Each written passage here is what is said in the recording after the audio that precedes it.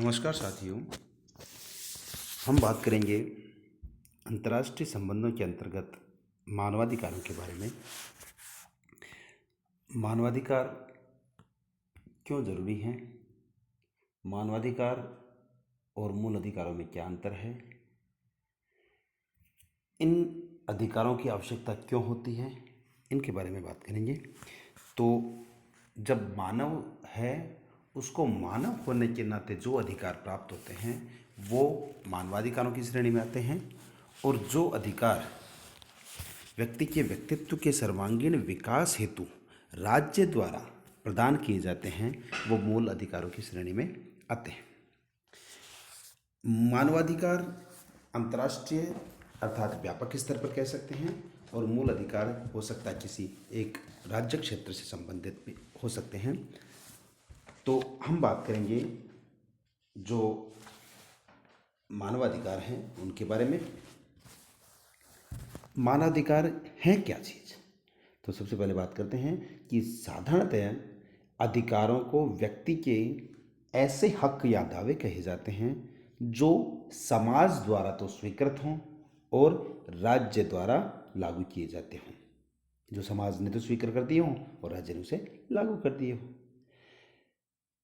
और ये दावे और अधिकार व्यक्ति के लिए इतने महत्वपूर्ण होते हैं कि अगर ये नहीं हों तो कोई भी व्यक्ति अपने व्यक्तित्व का सर्वांगीण या श्रेष्ठ विकास नहीं कर पाएगा।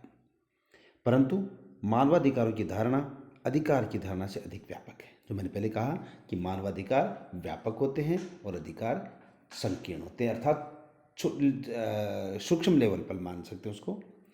रैंडम हाउस एनसाइक्लोपीडिया में लिखा गया है कि मानवाधिकारों का अर्थ है एक मनुष्य होने के नाते ही एक व्यक्ति के शक्तियों, अस्तित्व की शर्तों तथा प्राप्तियों के दावे होते हैं, और यह वह अधिकार होते हैं जो मनुष्य की प्रकृति में निहित होते हैं तथा जो उसके मनुष्य जीवन को जीने के लिए नितांत आवश्यक होते हैं। ये व्यक्ति की योग्यताओं के पूर्ण विकास के साथ साथ मानवीय योग्यताओं, वृद्धि तथा चेतना के प्रयोग द्वारा अपने हितों और आवश्यकताओं को पूर्ण करने की आवश्यक शर्तें होती हैं। मानवाधिकार मानव प्रकृति, मानव सम्मान, मानव एकता, मानव मूल्य एवं मानव विकास की साझी आवश्यकता पर आधारित अधिकार हैं। मानवाधिकार सभी लोगों के, प्रत्येक भू क्षेत्र में बसे सभी लोगों के बिना कोई भेदभाव के समान प्राकृतिक एवं आवश्यक अधिकार है। एक तरह से इनको कह सकते हैं कि प्राकृतिक अधिकार है। सभी मानवाधिकारों की सुरक्षा तथा विकास सभी व्यक्तियों, सभी समुदायों, समूहों, संगठनों एवं राष्ट्रों का साझा उद्देश्य है। मानवाधिकारों का अस्तित्व किसी विशेष समाज की विशेष परिस्थितियों तथा विशेष स्वीकृति पर निर्भर न होकर एक चेतना युक्त आत्मसम्मान वाले मानव व्यक्ति की प्रकृति में ही निहित है। ये विश्व के लोगों द्वारा प्रसन्न तथा समृद्ध जीवन जीने के लिए प्राकृतिक और आवश्यक शर्तें हैं। बहुत समय तक व्यक्तियों के अधिकारों की सुरक्षा तथा विकास का कार्य राज्य के एकमात्र अधिकार का विषय रहा है। परंतु 19वीं शताब्दी में मानवता ने अंतर्राष्ट्रीय समझौतों द्वारा दास प्रथा को समाप्त कर तथा स्त्रियों के स्तर में विकास कर उनके पुरुषों की समानता की बात कर कुछ बढ़कर तथा महत्वपूर्ण कदम उठाए।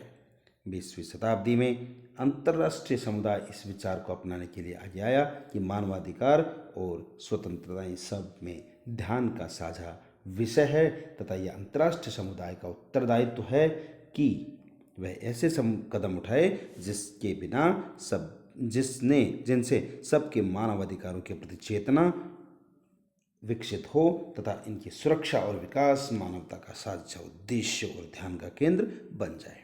विश्व भर के लोगों के लिए मानवाधिकार तथा स्वतंत्रताएं उनके जीवन स्तर को उच्च बनाने के लिए आवश्यक उद्देश्य के रूप में मान्यता प्राप्त कर गए। इस दिशा में एक अत्यंत महत्वपूर्ण कदम तब उठाया गया जब 10 दिसंबर 1948 को मानवाधिकारों की सार्वभौमिक घोषणा हुई। अर्थात मानवाधिकारों की सार्वभौमिक घोषणा कब हुई? 10 दिसंबर 1948 को। तो मानवाधिकार व्यापक हैं और इनमें सभी राष्ट्रों को समाहित किया जाना जरूरी हो जाता है। अब ये जो मानवाधिकार की घोषणा थी वो क्या थी?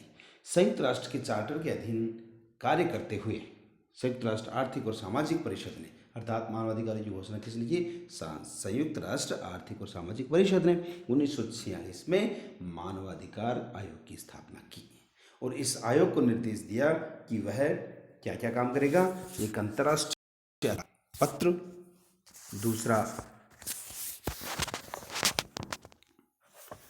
नागरिक स्वतंत्रताओं, स्त्रियों के स्तर, सूचना की स्वतंत्रता और ऐसे ही अन्य विषयों पर अंतर्राष्ट्रीय समझौतों ऑब्लिक घोषणाओं करेगा।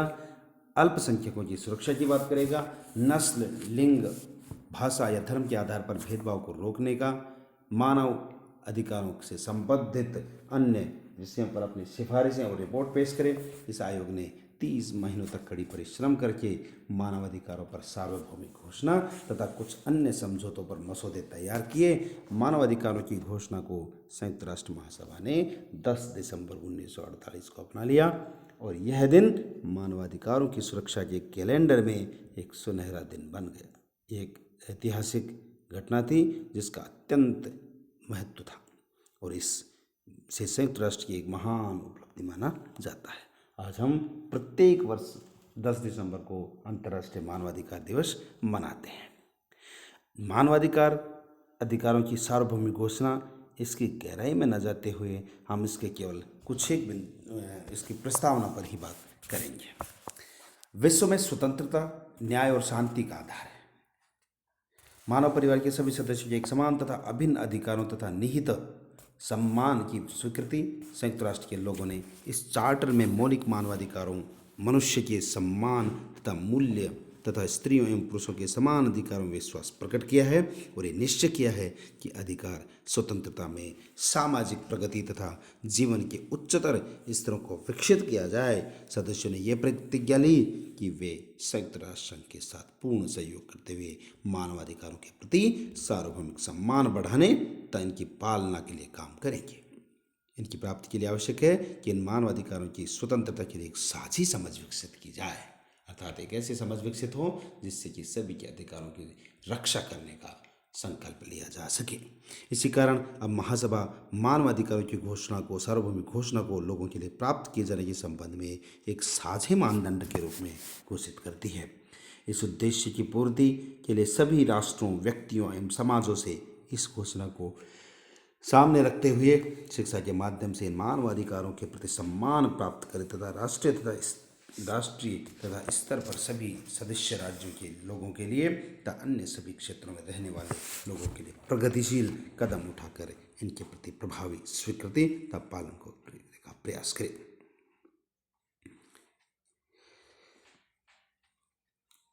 मानवाधिकार की हम अधिकारों की अलग से व्याख्या न करते हुए बस इतना ही कहेंगे कि जो किसी भी प्रकार का विभेद नहीं करता हो और जो क्रूर यातना मानवता के विरुद्ध काम करता हो, उनके खिलाफ मानवाधिकार के अंतर्गत हम हमारी रक्षा के लिए आगे बात कह सकते हैं, आगे अपील कर सकते हैं। तो इस प्रकार से मानवाधिकारों की घोषणा में 30 अधिकारों को अनुच्छेदों के आधार पर विभाजित किया है, जिनके आधार पर मनुष्य अपने अधिकारों की सुरक्षा की दावा कर सकता है।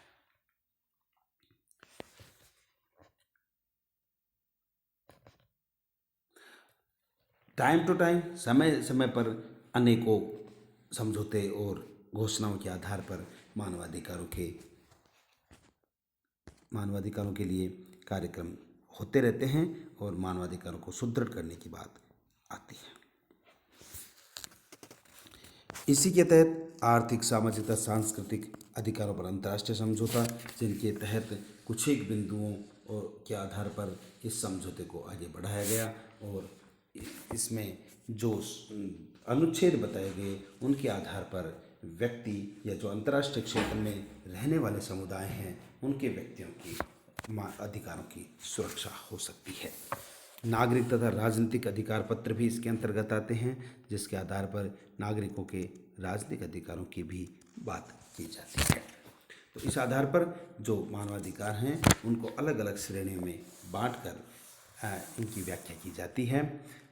इसके अलावा एक एमनेस्टी इंटरनेशनल भी होती है, जो संयुक्त राष्ट्र संघ की स्थापना के पश्चात 10 दिसंबर 1948 के दिन मानवाधिकारों की सार्वभौम घोषणा को स्वीकार किया गया और विश्व के सभी लोगों ने इस घोषणा में वर्णित मानवाधिकारों को प्राप्ति के लिए अंतर्राष्ट्रीय उद्देश्यों के रूप में उभर कर सामने ऐसी आवश्यकताओं को पूर्ण करने के लिए एक एमनेस्टी इंटरनेशनल की स्थापना की, जो इन अधिकारों की पूर्ण करने का काम करेगा। मानवाधिकारों के में एक उच्चायुक्त का पद होता है, जो एक तरह से एक हेड का काम करता है और वह इनके कार्यकलापों को देखता है।